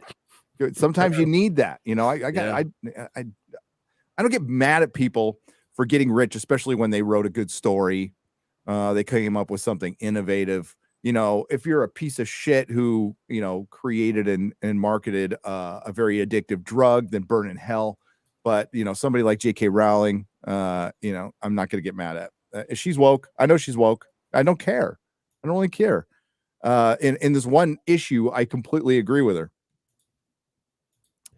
But no, they're gonna keep attacking her, and it's gonna eventually completely red pill her. It will. I think there are a matter of time. I think there are a lot of people that are fans of Harry Potter that just are blissfully unaware that there is even a controversy. Even if you're on social media, it's not something that is, it's a Twitter controversy. It might bleed in some face. I honestly, I don't go to Facebook, so I don't know what the fuck goes on there, but it's a Twitter controversy. And somebody earlier said, I went away from it. Sorry, but it says we are all bigots. Yeah, bigotry has never been more inclusive than it is now. Right. That is for sure. That's for sure. Hey, Gary and Garrett, for the Paranormal Sunday, I have names to suggest: Mysteries Abound and Far From Normal. Ooh. Well, the last one would really, really describe us well. Best time is now. Both of those. Sure. We did a vote. We're gonna do another one because Adam's really like autistically stuck on this one thing. So we're just gonna appease him. But we're gonna do another vote next Sunday. Oh wait. If I'm in the middle, I really am. I like both of the names. I at first I was like, I like Frontier's Edge more, but now that I think about like Forbidden Frontier, I like the idea of like not being able to go to that frontier, but we're going anyways. So there's kind of like, I like both of them a lot. What are the two names? So it's Frontier's Edge, which is the one that Adam really likes, or Forbidden Frontier, which is the one that the chat. I like Forbidden Frontier because Frontier's Edge is a little too much like Midnight's Edge, and I doubt they'd give a shit. But Galaxy's Edge or Galaxy's Edge. Yeah, I don't like Forbidden Frontier. Forbidden Frontier. George is a better writer than J.K. Rowling. Like when you want to like talk about like the style of writing, he's a better writer. But she finished her books, so she wins. That's it. She finished them. She finished her books with due dates. And he was so bitter that she got a Hugo over him one year. Like he was super bitter about it. Wow. Yeah. Uh-huh. Finish your book series. Finish your book, dude. Forgotten Frontier. Well, I mean, that's my life, Eric. That's every day, man. All day, every day. What are your thoughts on the Warhammer 40K? It sounds interesting. I don't know anything about it. Garrett? Love it. I can love it. I'm not fully immersed yet, but the stuff that I have been kind of getting into, it's rad. Grim, dark, future fantasy, sci-fi. It's everything you could want. So go read it before it gets ruined. But hopefully Henry Cavill can fix it. I hope so too. Slain Hope says you can't be 99.99% woke. It's got to be 110% or nothing at all. Yep. Or you're a bigot. Bigot. All right, we're gonna get some soups. Here we go. Michael Poe for $23.99. That is British pounds, proper money. Siri, have you bought the new Zoom L8 for the L12? He said he got a new board. I don't have Siri, so I don't have any of those talky things. No. I don't let them listen to me. I have an Android phone. I Google Maps sent me. Did I tell you this story, Garrett? Sorry if I did. Google Maps sent me my snapshot of everywhere I went last year. Oh no. I'm like, that doesn't make me feel good. I mean, it's good for my taxes because I'm writing off a ton of gas. So I can now like give that to them. But then I'm like, no, they know everywhere I went. Yeah. Yeah. So when I retire, dude, I'm ditching my cell phone. I'm gone. It's gone. I almost Are you did. gonna I get a almost flip went to a phone? dumb phone. Gonna Yeah. get a flip phone. Yeah. Nice. Yeah. Right before I went to work with Louder with Crowder, I was like, I really don't want a phone anymore. I almost got a flip phone, but then, I want to play now Snake I have to have it. on the so T9 classic. texting. Hell I love yeah. T9 texting. You could do it not looking at it. Yes. I I miss gave it. up my cell phone because I had one early on in the 90s and I hated it. I freaking hated it. So I got rid of it until 9/11. And I heard the cell phones saved a couple people there. I'm like, all right. All right. John Thomas for $5. Chris, what do you think about the night court reboot? John Larroquette back and Bernadette from Big Bang. I don't care. Cringe. So that's I can't think of anything reboot or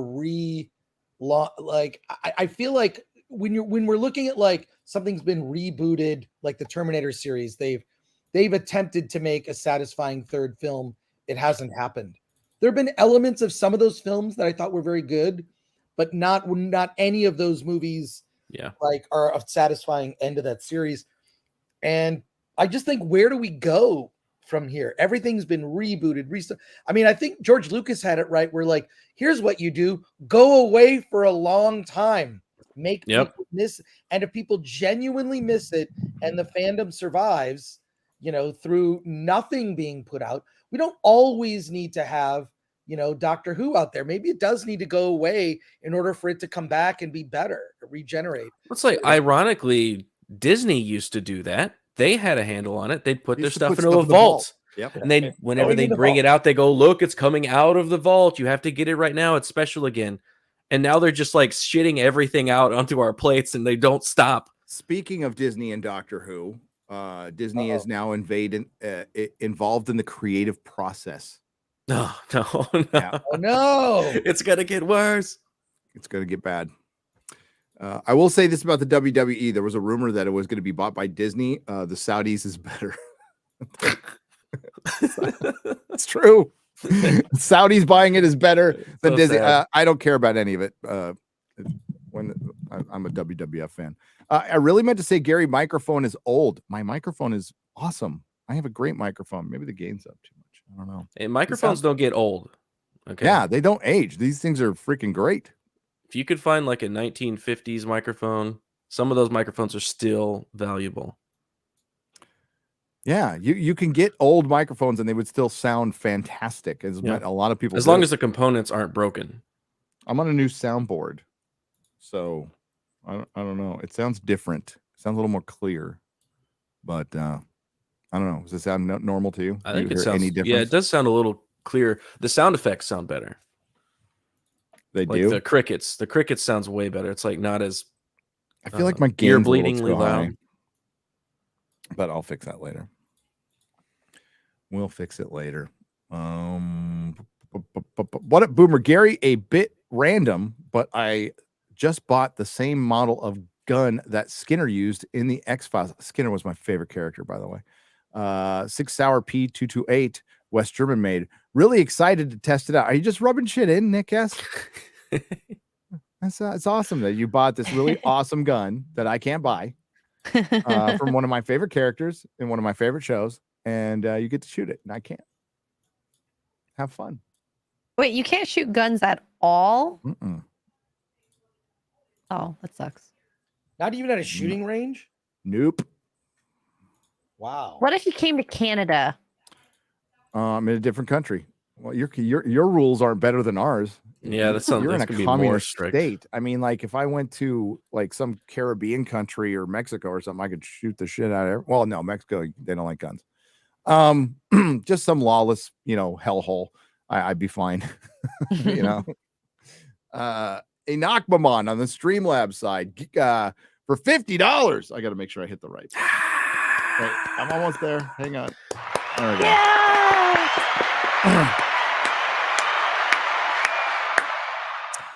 Curse you, Gary. Your basement nerd rage tricked me into loving your channel and having independent thoughts. If it wasn't for you, I would blindly consume media. I won't give you a single dime. Wait, I just gave you $50. Curse you, trickster nerd god. Put a spell on you. Hairless Wookie for $20. First time super chat. I got to replace this. I don't like this. I got to get the old one. Mysterious Frontiers would be a great name, I think.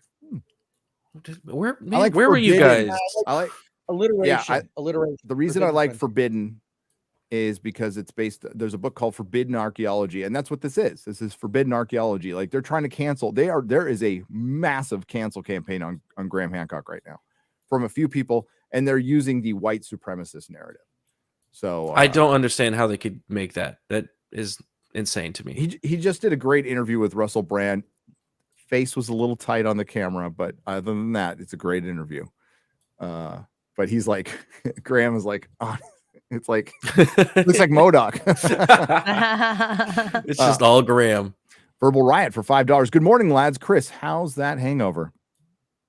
Oh, Verbal Riot. That's Dante James, dude. Yeah, subscribe to Dante James' channel. Verbal. How's his? You had the edibles last night, how's yours, Dante. dude? Yeah, so I sent Dante a StreamYard link. He was shopping at the grocery store. It's like, oh yeah, the Globes are on. Like no one. It's not like everything stopped to watch the Globes. So yeah, Dante came on our stream last night. He's trying to get monetized. So go to Verbal Riot, please. Verbal Riot, Dante James. He did the panel with me at the LA Comic-Con. Good guy.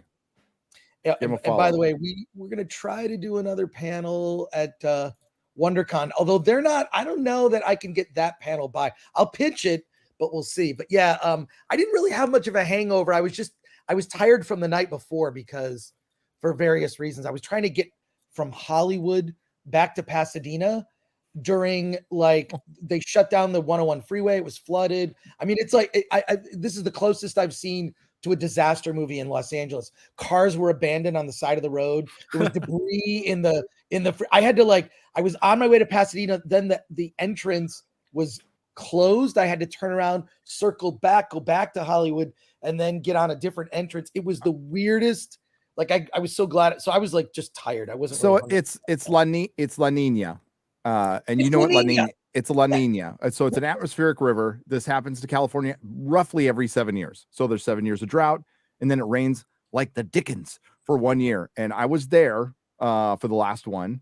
I was driving through LA. I was in a rental car. I was on the 101, and the water was reaching up to my window. Now, luckily, I was in a big fucking SUV, man. And we rented it knowing it was going to rain.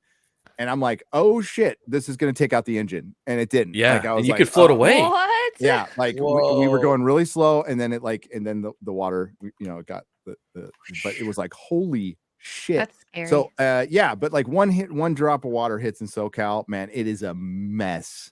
It is a freaking mess. So I know you guys survived the storm before in San Francisco. They sent a hurricane plane.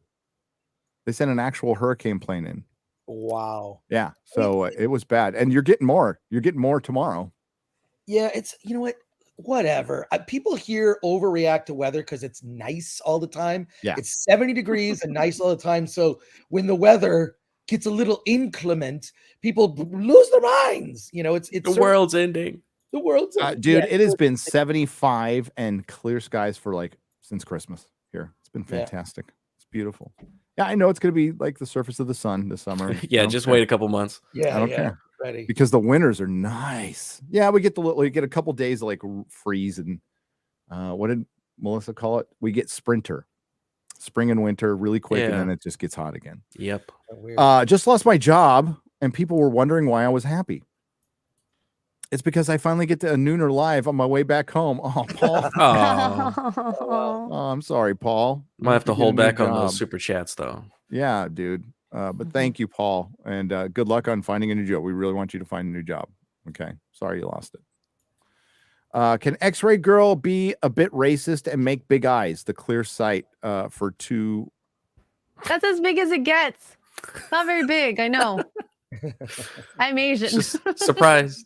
Legion of Memers just got some. They're like, we needed something to do today. Frontiers Forbidden Edge, FFE. There you go. I like I like Forbidden Frontier. I like FF. I also like this topic, the idea of a prehistory to recorded history that has been lost. I look, I'm new to this, but Gary, like everything I've learned, it makes so much sense that there was some advanced civilization. Maybe the advanced civilization didn't look like ours, but it was an advanced civilization and somehow fell. It should be a warning for what's happening today, because there are some very dark signs in terms of like what we're seeing happen presently. Well, yes. Remember, one of the many myths that's carried through the Bible and everything else is we all used to speak one language. And we're very close to all speaking one language now, the language of technology. For example, that terrible article I read yesterday was in Swedish. I was able to just right click and read it. That's shit you could not do when I was a kid. The Babelfish. Yeah. It's the Babelfish. Oh, look at you. Yeah, man. Throwing out that nerd knowledge, the Babelfish. But that's what it is. That's what it is. We're on the precipice of that, so we better watch out. Scott M for $10. Hey, everyone. What do you think heading back into history for new stories? The Shadow. Yes. The Shadow is like, I've always liked The Shadow, but I got re-interested in The Shadow through Razor Fist, who is like one of its biggest fans. But yeah, I'm also a Robert E. Howard guy.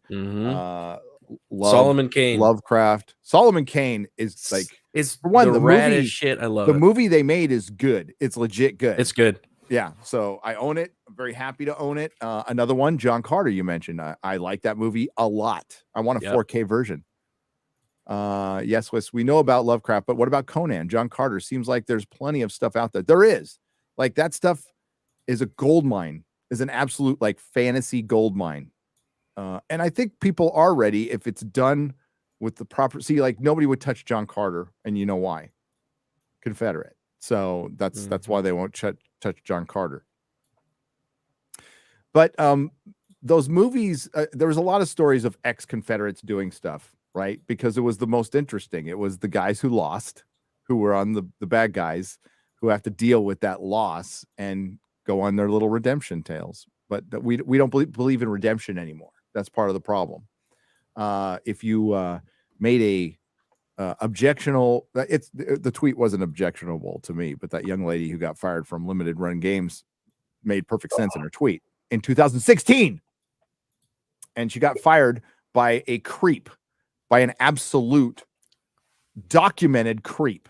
Brony. A brony. By the way, I've bought games from that company before. I bought Night Trap and some other stuff. They have a booth at San Diego Comic-Con. Yeah. So they do booths at conventions. How they could have screwed this up, and someone pointed out in the comments, the replies before they shut it off, that you cannot be discriminated against in the state of North Carolina based on your political beliefs. They've gotten them. They need to backtrack and do an apology and say we overreacted, which is what all of these things are. Whenever you see a case like this, it's someone overreacting to customer service feedback, but they do very little customer service. It was one person complaining. Right. It's one person. Clearly had an agenda. I don't think it would be out of bounds to go to that booth respectfully. Don't call anybody names. Don't threaten. No violence. And just ask very peacefully, I'm a conservative. Do you want to sell me a game? I follow Libs at TikTok. Do you want to sell me a game? Yeah. I mean, very politely ask that.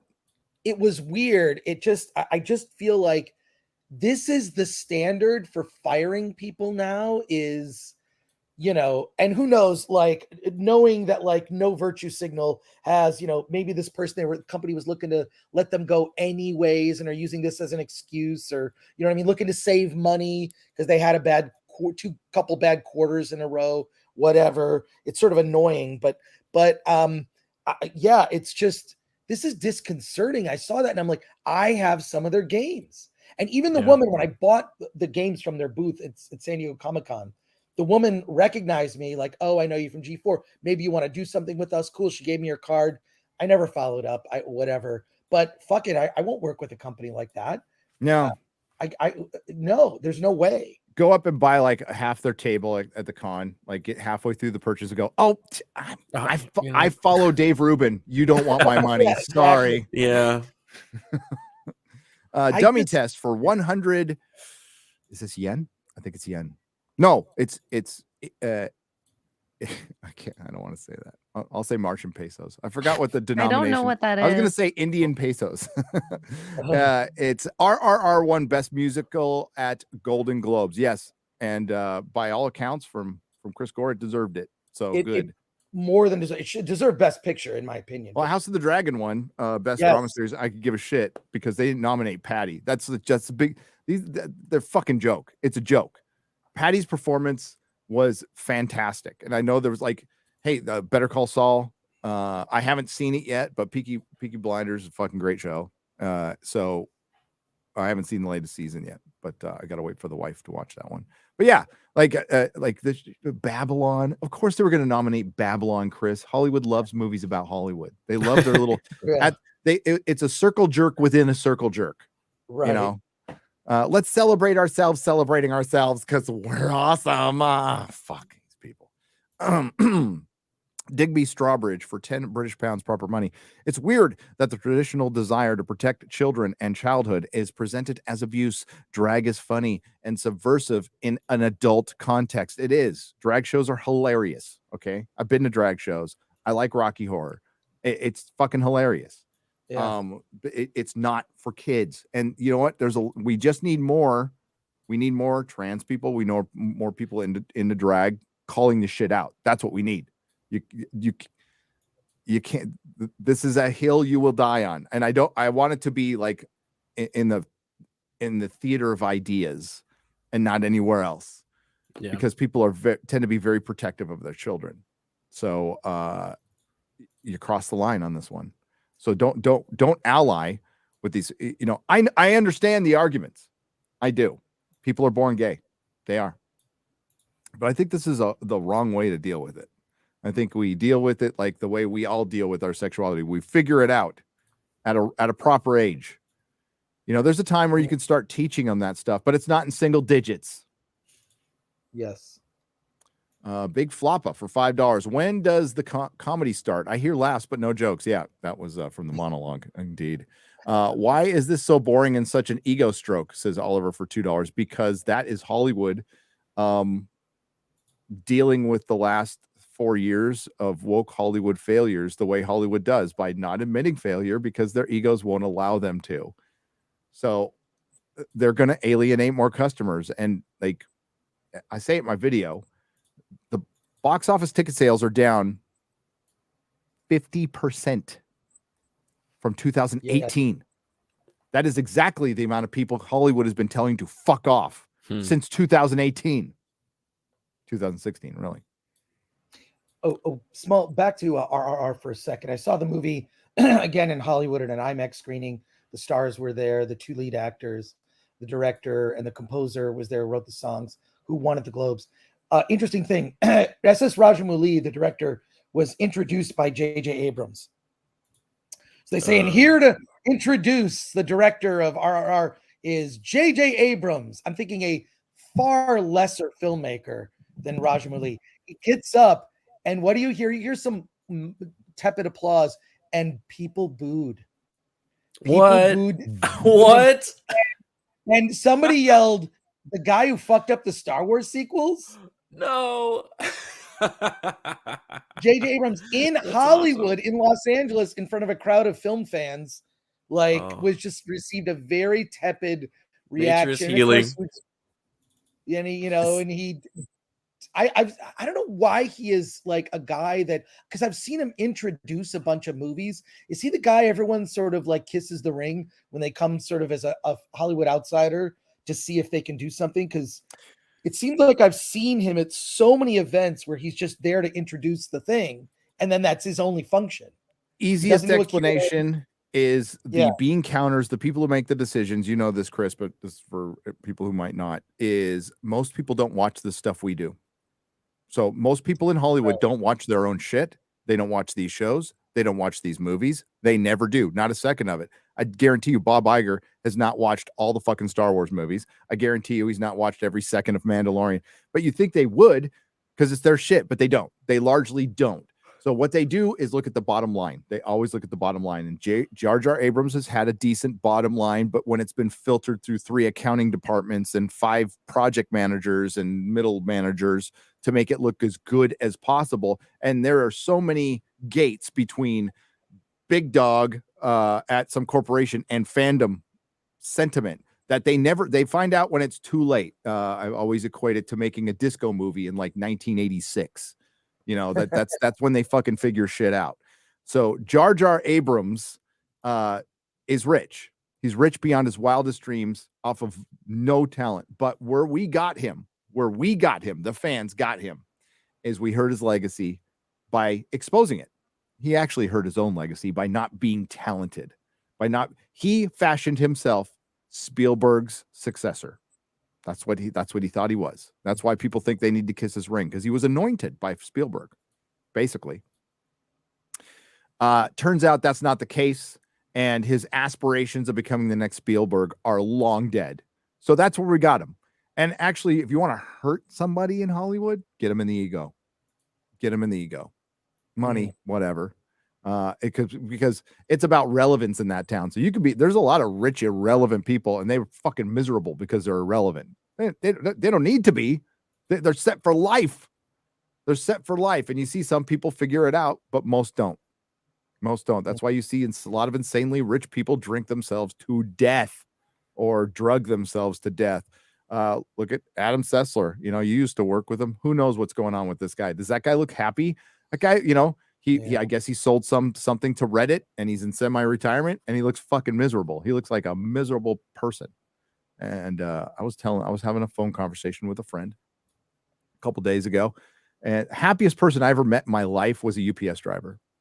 I met him in meetings, and that guy was just on a inner peace level that I will never achieve, ever. And at first I thought it was bullshit. I thought it was one of those guys who was faking it. But when I got to know him, he's years in recovery, just loves life, is grateful for whatever he has. And he's a UPS driver. And he's the happiest, most cool, chill, inner peace dude I've ever met. So it's not a matter of that. You want to get Jar Jar, get him in his massive ego that makes up for how tiny he is. It's just weird to see that type of reaction. I mean, it's just weird to see it. It's such a big venue. There's like almost 1,000 people in the theater. And it was annoying too, because the show was an hour and a half, started an hour and a half late for a 3-hour movie. So by the end, I was just like, I want to get out of here. Like, yeah. But yeah, just dragging it out didn't make a lot of sense. But look, I love that film for many reasons, and love to have a chat with you about it, Gary, just because also there's a lot of things interesting happening politically in that movie, how it kind of like it can appeal to like both sides of the political aisle in an odd way. It's the most pro 2A movie I think I've seen in decades. It just lays out an argument for like pro Second Amendment, like a very reasoned argument for it. So Digby Strawbridge, can't we let kids be kids? Showing drag shows to kids is either really creepy or is a way of sanitizing drag. In the UK, we have a form of drag in pantomime that is aimed above kids' heads at parents. Yeah, I mean, that's all. Nobody wants to get rid of it, but it really no.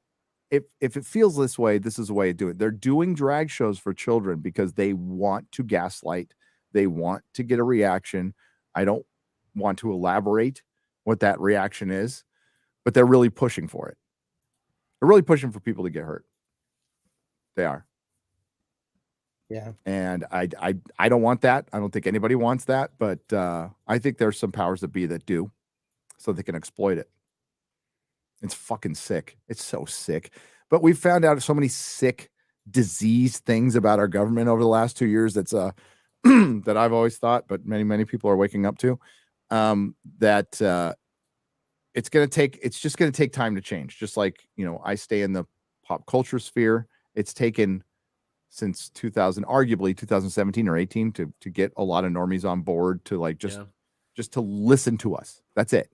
You don't have to agree with everything we say, but like, you know what? Maybe don't listen to the lol cows and their fucking retarded arguments. Maybe just actually listen. And then if you disagree with my video, that's fine. That's totally fine. It turns out that we're getting through to people in Hollywood who are finally like willing to listen. And I appreciate that. I do. Anakbamon for $25. The Outlaw Josie Wales is about an ex-Confederate soldier and one of my favorite all-time movies, and best Clint Eastwood movie ever. That's what it is. That's what it is. It's not only, in my opinion, Eastwood's best film, I totally agree, but my third favorite movie of all time. Are you going to pull those pistols or whistle Dixie? Perfect P.S. I'd call your show Gary Normal, but I'm simple. Oh my God. Yeah. Freaking Josie Wales. Fantastic movie. And what I heard Razorfist say this. I don't know if it's true, but Unforgiven is, Unforgiven's a spiritual sequel to, I guess, all of Clint Eastwood's movies. But he said that if Unforgiven was made in the 90s, it would have been as big of a hit as Unforgiven. And I agree. It just came out at a time where the Westerns were kind of dying. Yeah. But it was fucking the best one. It's so good. If you haven't seen it, man, fire up that movie and watch it today. Yeah. Selena for $20. I used to be woke. I'm a minority. Went to a liberal arts college. Preached #BLM. And now I'm here just showing that anyone and everyone can change. Thank you, Nerdrotic, for helping me see the light and with your ROP content. Selena, welcome. Nice. Adding to the female audience. There you go. 9.9% and growing. That's what we want to see. But welcome, Selena. That's awesome. We can all change, I used to, I don't know. I never was that woke. I haven't changed very much. It's changed around me. That's exactly how I feel, Gary. Like, I'm no different than what I was, like, even in like the early 90s. Like, I'm just sort of in the middle of the road, common sense, leaning more liberal, but became more conservative as it applies to raising children, because when you have children, you kind of have to.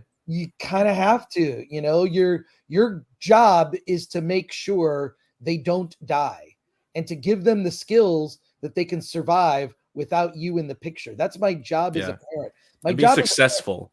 Yes. And my job as a parent is not to be my kid's friend, because to smoke weed with my kid or whatever. Not doing that. I had a drink with my daughter when she turned 21. We went out and she does not like alcohol at all.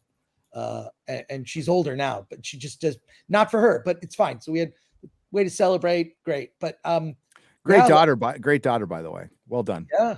Yeah. You got to meet her and hang out. We did our little movie night. It was fun. But it's weird. And this is what does annoy me, especially with these issues that affect children, is the people that have the bad takes are all people who don't have children. Childless. And, and there's nothing wrong with that, but you don't get to, just like I don't get to speak on, my opinion when it comes to certain issues probably is less valued than others because of who I am and what my experience is. And I accept that. Mm-hmm. But by the same token, you need to accept that you don't have children. You're not raising a child. You didn't conceive a child. And so you don't get to have say when it comes to issues that affect children and parents, period. And the fact that line has been crossed, now the line has been crossed and you crossed the line with me. Yep. And I'm done. You pushed me the other way. I never changed at all. And all this stuff it seems to have turned on a dime, and there's a complete lack of, the ones asking for empathy are completely incapable of empathy. Mm-hmm. Yeah. Disgusting. Clifton Duncan will be back on Friday Night Tights joining us with Drew. I don't know if you got my message, but yes, I got it. So Clifton is like I found Carrie Smith through a live stream talking about the knitting. I got to say it very specific. The knitting community, knitting, and how it got invaded by SJWs. Clifton Duncan was like talks about the stage and how the stage just like bent the knee to COVID, invaded by all this shit, bent the knee to authoritarianism, and he's been like the lone voice in the woods about this, and it's super important. And we're getting more. And he did an interview. I'm going to mess up her name again. She follows me on Twitter, so I'm sorry. But it's Salome. She's an artist. I don't know a bunch about her. She reminds me of all my artist friends in San Francisco who I used to hang out with a lot. And they were super independent, free-spirited, weren't authoritarian people. Some of them are not anymore, but most of them are, which sucks. So you see Clifton from these like traditionally super left things going, wait a minute, what the fuck is going on here? And they're the ones who remember what true independence artists are, what they're supposed to be. And you find out most of them are a bunch of fucking frauds, right? But at least these, they, for one, Clifton, and I don't even want to say her name again. They're starting to ask questions and be truly independent, which doesn't mean like, that's what I've always been. So I don't join political parties because I can feel differently between like a day, how rebellious I feel, but it's basically rebellious. But to your point, Chris, Jack Beers, the great Jack Beers, who is a fellow San Diegan, put up something really cool from the Urban Dictionary. And we're going to have to get out of here because I got to put up a video, but this is it. Bigoteering, the act of labeling a person racist, sexist, or something like it, likely in situations where it's not warranted, in an attempt to exploit the stigmas accompanying such labels and force the opponent to spend time and energy explaining why he/she is not a bigot. I love that. Whoa, Bigoteering. I love that. Bigoteering. We got to make that word big, so to speak. Yeah, no, I'm. This is going into my regular repertoire. I can't even say it. I'm going to be saying a lot. I'll just say that. You could put together your own list of words to promote, Gary, like political bigotry, bigoteering, paying customer. There's a lot of the. I've learned a lot watching you over the years, but like. There's a lot of where a word, there's not a word that exists, but you put together a phrase and it explains a complicated concept very succinctly. Bigoteering is great. It's great. Absolutely great. So whoever came up with that, cheers. Thanks, Jack Beers, for sharing that. Yeah. Bigoteering. All right. Symbol Monkey 23 for $5. Hey, Chris Gore, I'm the guy who said hi to you as I was going into the theater to see Megan. You were right. Me and my friends had a blast. Thanks again for the content you guys produce. Awesome. B-Buster for $5. Stream unavailable for policy violation. Did you mean to actually funny and not racist like Hollywood? Yeah, maybe. 200-watt studio for $20. My favorite part of Quantum Mania trailer was when Ant-Man went to She-Hulk and begged her to jump out of a movie and bully the MC writers to erase Kang and change the ending of the story they created. I know, right? Redwood Jones for $10. So you're settled now in Texas. Yeah. Ever been to Spotzel Brewery? No. Spotzel Brewery? No. Is it German food? Spotzel? Is it German? We got a big German community in Texas. Oh, dude. I need some German food. Let me know if you're coming. I'll buy you a couple of beers there. Wish I could watch live more often, but you know how life could be. Yeah, that's why we re-upload and keep it up. I'm sorry you can't watch. Watching live is fun. I do prefer to watch live as well. Garrett and I are going to Alien Con in Lubbock on Sunday the 22nd.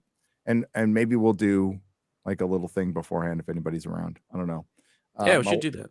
Now, my wife and I are going to see William Shatner this Sunday in Austin to go watch Wrath of Khan. So if anybody's around for that, let me know. We'll go get some coffee or something. God, I hope Shatner lives to 100. So great, man. I think he will, man. Yeah, He's got like good energy. He looks great. Good energy. He looks great. Being The man's a fucking the 90s. legend. I'm working on my own graphic novel, dudes, taking down a murder cult formed by customer service workers. Once it's complete, where do you think the best place to release it? Best name I could think of for $10. I don't think Indiegogo is the place anymore. But I think if you maybe Kickstarter or build your own website, that's tough though. That's tough. It's a lot of work. Yeah, I would say if you can do both Indiegogo and Kickstarter. You might. I mean, don't take this wrong, but you might fly under the radar, and they might not suppress you and take advantage of that. But please don't take that wrong. But we're gonna get Graham Nolan back on. He's being shadow banned, and the dude's a legend. Yeah, dude's a He's legend. a And legend. He's getting shadow banned. They should be paying him to be on their fucking platform, right? But the comic industry is in a tough place, man. Rooster Cogburn, I hope the people who flag you trip while carrying scalded hot liquids. Hail the fellowship. I think we just got pinged by I think it was a bot. It was the bot, yeah. we are getting mass flagged by a bunch of, I won't say it. I was going to say a bunch of flags. Angro Spasmarine for $9.99.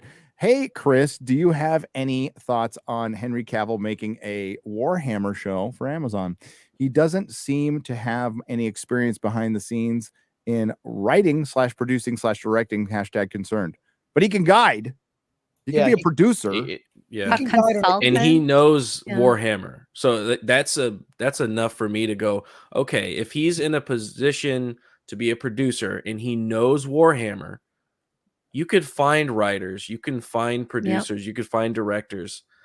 But if you have somebody at the top that can guide the ship, that knows Warhammer, I'd rather that be the case than some director that has a whole rap sheet of director credits. Like I'd rather that be the case.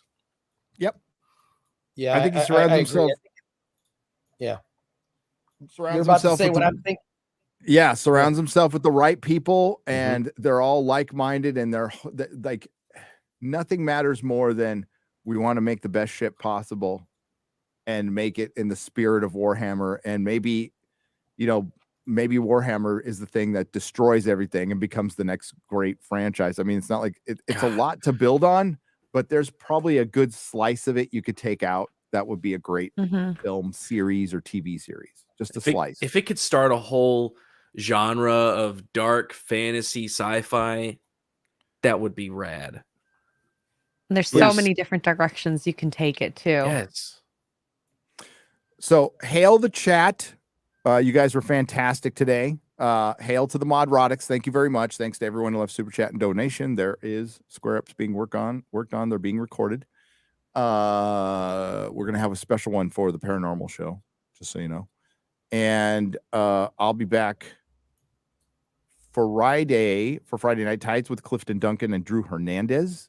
And then we're gonna do it Thursday. Tomorrow. Oh yeah, tomorrow we're gonna be doing some Witcher.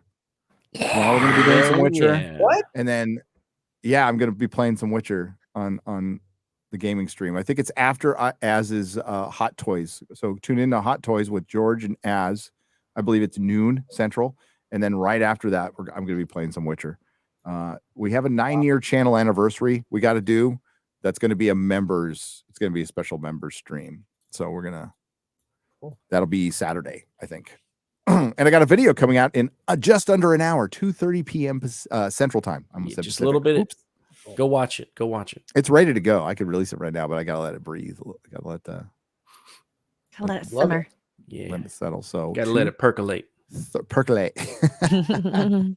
So thanks everyone, and we'll get the rest on a Square Up. So Eric Miller for $5. Wokeism is digital colonization. They originally weren't in those communities, then they infiltrated and took over. Exactly, and that's why we have to do the same. We can't abandon it. We can't. It's too much of an institution in this country. You might as well start making your plans to move out of the country. I think it's easier to fight back. I mean, you move out of your state. If your state's getting lame, it's possible. It's not easy, but it's possible. Oh my God, I'm so happy in Texas. I can't even tell you. It's a great place. So awesome. Rub it in. Chris. I know. Chris. Yeah. What do you got coming up, Chris? I got a live stream at 1 p.m. Pacific time. After you watch Gary's video, come on to the live stream. We're going to talk about indie movies, including this one called Candyland, which is an unbelievable exploitation movie that's playing in limited release. We're going to talk a little bit about RRR. I've got video to show from my adventures and the Q&A and stuff. So, we'll talking indie film and so join the Film Threat Livecast after you watch Gary's video, which drops in an hour. It drops in an hour, under an hour. Yeah. And tune into Chris's live stream all the time. Love that. Subscribe to Film Threat. We're trying to get to 69,000. 69. Nice. Yes. Yeah. I need that Alan Ing clip. Him going 69. Alan's so deadpan. I love that guy. No, he's so great. I mean, he does like improv comedy, but he just, I don't know, he's got a great sense of humor. He's got a good delivery. Yes. That's the important part. Like you could be deadpan, but deadpan is all about delivery. I mean, Bob Newhart, the master, absolute master. Oh, yes. Yeah. Quarter Black. Hey, I was gonna stream Witcher tonight on my Rumble channel, but I had forgotten I have tickets to go see the extended edition Fellowship of the Ring tonight. So that's what I'm gonna be doing. Jealous. I want to see it on the big screen. I never Oh got the yeah. chance. I would totally just take my kid right now to go. But My daughter walked up to me before the stream and was like, "Hey, when are we leaving?" Oh, I was like, "We gotta wait." That's so sweet. Are you taking all your kids? Yeah, my two big ones. Okay. My little one wanted to go, but like she doesn't. It's 3 hours. She's not. She was like, "But I watched it before," and I'm like, "No, if it's at the house, you can walk away, but like this is like you have to watch the whole thing." So just the two big ones. Good. Yeah, bladder control. Yes. Yeah. Yeah, San Antonio just doesn't get like it's good. Like we're overshadowed by Dallas and Austin, and I like it that way. I'm gonna miss out on some shit, but I'd rather be overshadowed by Dallas and Austin. Austin's got all the homeless people. We don't have any. That's true. Or not many, we'll say. Exit girl. I have a Locals, Rumble, and YouTube channel. Subscribe tonight. We also have Poor Choices. It's been almost 3 weeks since the last episode, and I've gone down the red pill about feminism, and so you get to hear about all my thoughts and Tugs' thoughts. It will be very interesting, especially after the Vice and Andrew Tate / Pearly / Brittany Renner video. My goodness. Got lots of thoughts.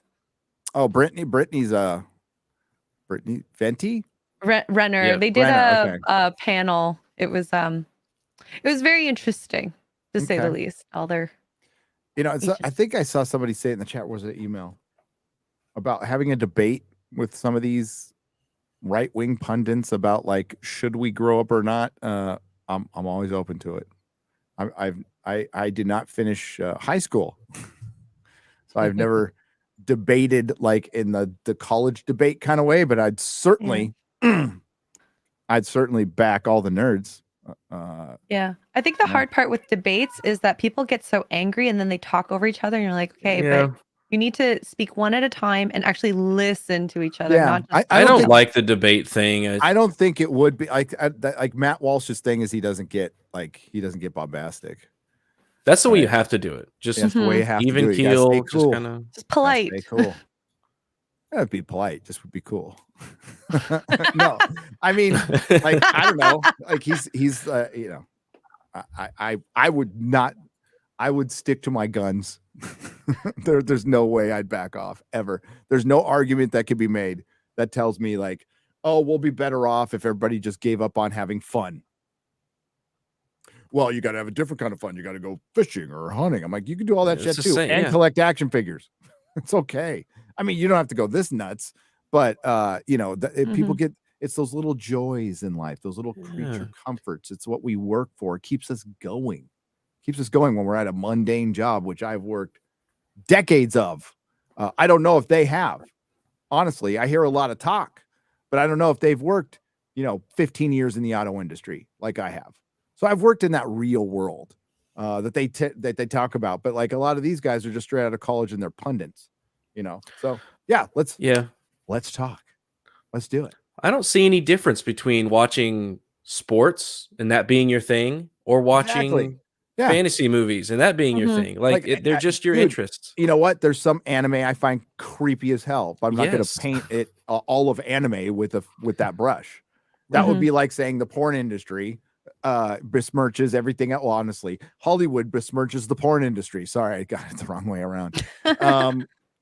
But you know what I mean? Like that's not a fair argument because I used to have that kind of prejudice against anime because in manga I didn't like some of the art, but then I found the better art and the better storytelling, and some of it's cool. Some of it's very cool. Shout out to Axel Braun for your adult film reference there, Gary. Axel Braun. Axel Braun, accomplished director of adult content. Beast. Too. Right, and actually has put the best Captain Marvel on screen. Kenzie Taylor. Captain Marvel we can all get behind. Hail Kenzie, she's cool. She's sober, so good for her. I think she said she had 5 years, whatever she had. Nice. Congratulations, Kenzie. All right, we're out of here. Thanks everyone. We'll see you next time, next Wednesday. Monday Solo Nooners return next Monday. Finally. Oh, Nice. yeah. Let's go. Let's do it. I go. So we'll catch you guys later. Bye-bye. See you. Bye.